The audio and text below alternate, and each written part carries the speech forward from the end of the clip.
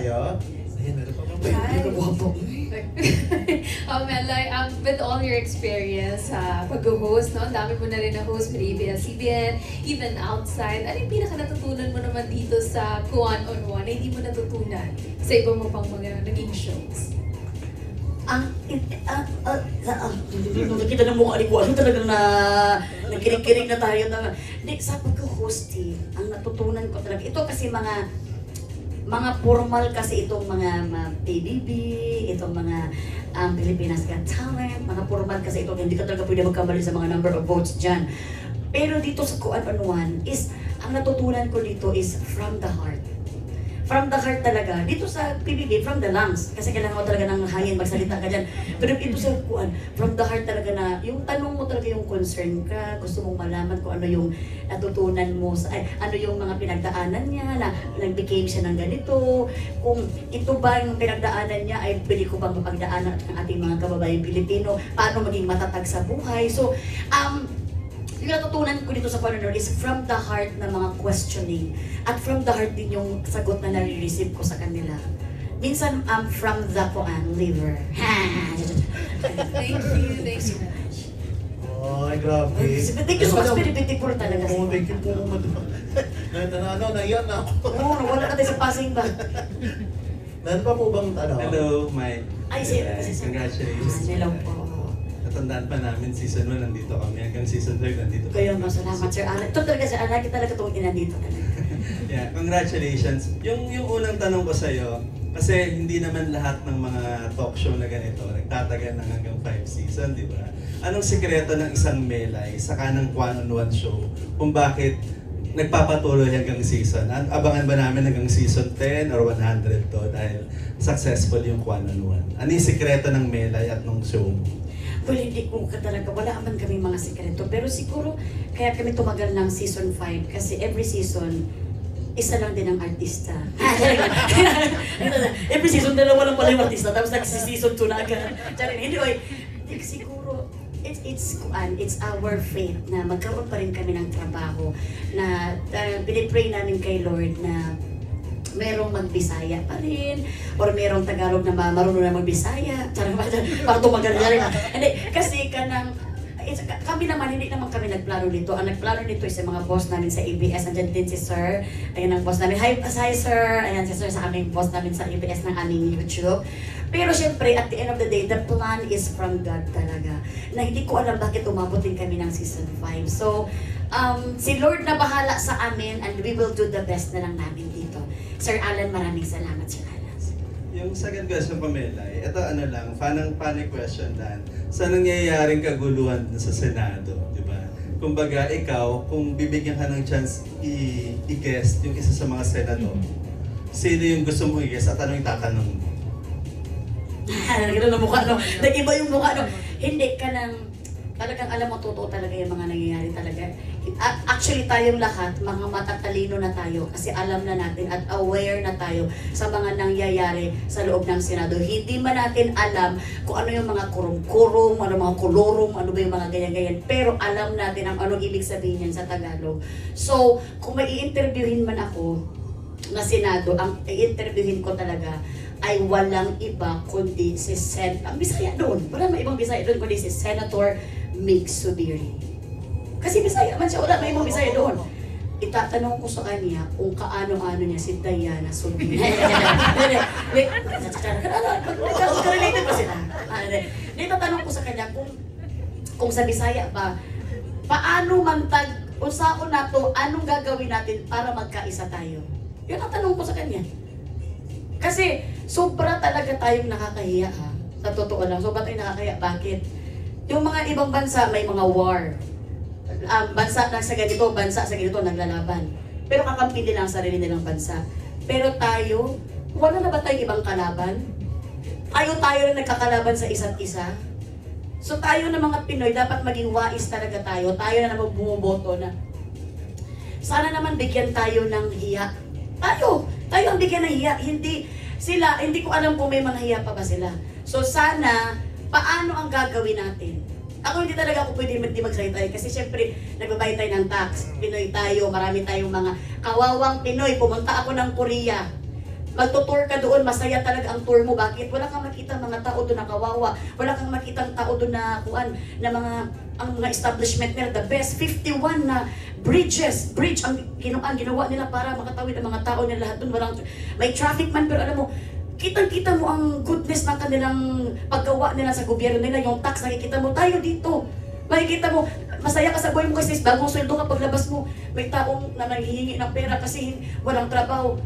Doon pa lang, hindi ka na nga masaya, parang nagganon ka na agad, so naglalakad ka na, hanggang nabigay mo na yung sweldo mo, kulang na naman ang sweldo mo. Yung, wala ang peace pa. So, Senator Mix, ano ba, usaman atong himuon na magkahiusa mo din na magkaisa kayo dyan, para naman magkaroon din kayo sa amin dito, lahat ng tayo dito, lahat ng mga nagbabayad ng tax, please lang, ibalik nyo talaga ang dignidad sa Senado.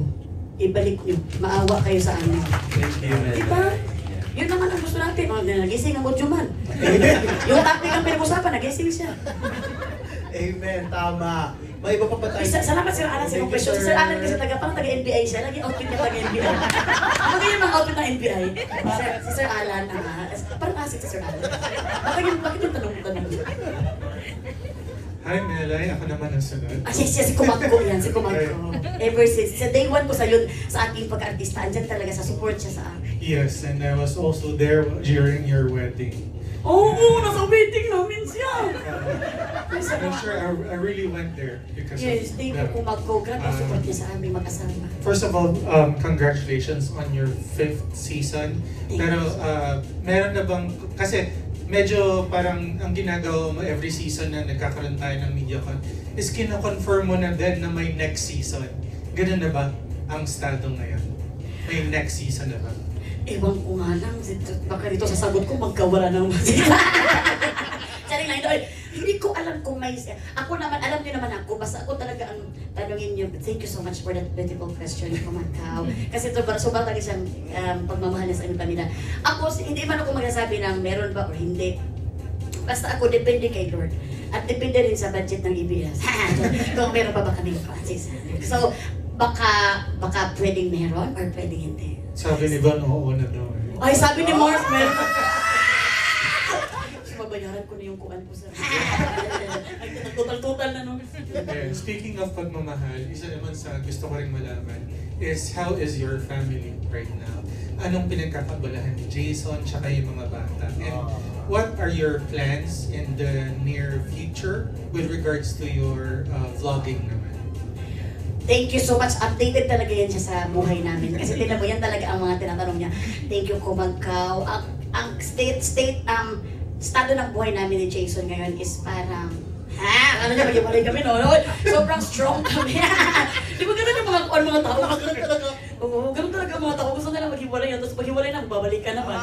So, kami, very strong, thank you Lord, kami ni Jason. Hindi na ako masyadong nagpo-post kasi si Papang kasi, hindi siya masyadong mag-post talaga. Once in a blue moon lang talaga ako mag-post. Kasi parang, siyempre gusto niya na private kami ba?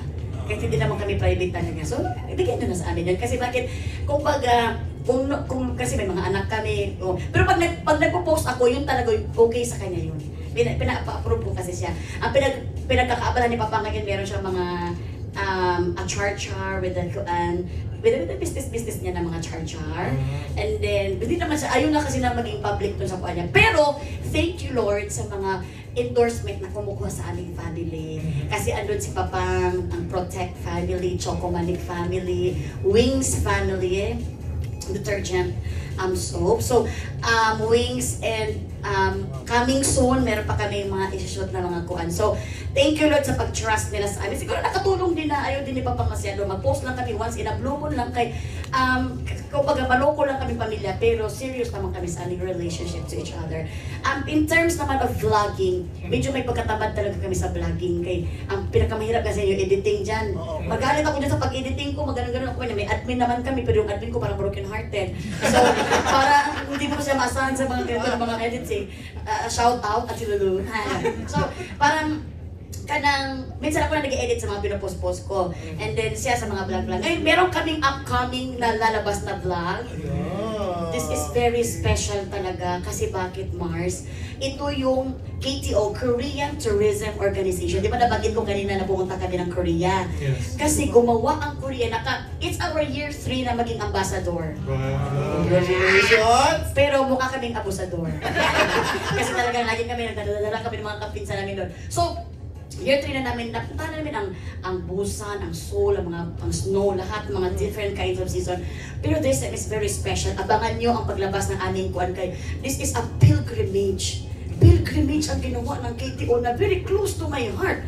Isipin mo, hindi ko alam ang ibig sabihin ng pilgrimage. alam ko, puta-puta ka sa baro. Hindi, so pilgrimage because alam nyo naman na grabe naman talaga ang relasyon ko kay Lord, di ba? So, hindi ko sinuggest Hindi ko sinuggest na mag-pilgrimage. Ano bang kinalaman ng makitio sa relasyon ko kay Lord? Pero alam nyo, ginawa nila kami ng pilgrimage at tumaas ang balahibo ko talaga. All around of my body. Tumaas yung balahibo ko. Bakit? Nalaman ko na ang first Korean priest at first saint ng Korea, meron pala sila. Tumaas ang Saint Kim Daegon or Saint Andrew. 15 years old siya. Mabilis na ito na story ha, baka ayun nung pamikipig para makinggan na. 15 years old siya, naramdaman niya yung calling niya. Naglakad siya all the way pa North Korea, kasi wala pa mga North Korea, South Korea dati. Pa doon paakyat, papuntang China hanggang Macau. Doon siya nag-aral ng Bible, kaya naramdaman niya ang calling niya. 15 years old, 7 months siya naglakad. Paglakad niya doon, hinintay niya na mag-freeze yung ilog bago siya tumawid sa China, kay may kwan man doon. Ilog, hindi pagdating niya doon, nag-aral siya. 24 years old, na ordinahan siya bilang pari. Umuwi siya ng Korea.